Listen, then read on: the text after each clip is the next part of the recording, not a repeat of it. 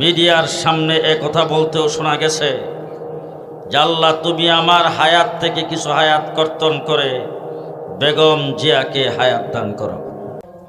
একটি মানুষের জানাজা, তিনি 3 বারের প্রধানমন্ত্রী ছিলেন, তিনি আপোষহীন ছিলেন, তিনি মাটি ও মানুষের দরদ নিয়ে, দেশপ্রেম নিয়ে, দেশের জনগণের প্রেম নিয়ে তিনি চলতেন।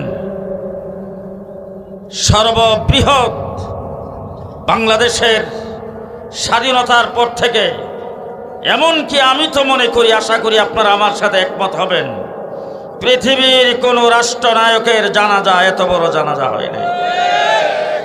সেই জানাজাই প্রমাণ করেছে বেগম খালেদা জিয়া গোটা বাংলাদেশের 18 কোটি মানুষের নেত্রী ছিলেন।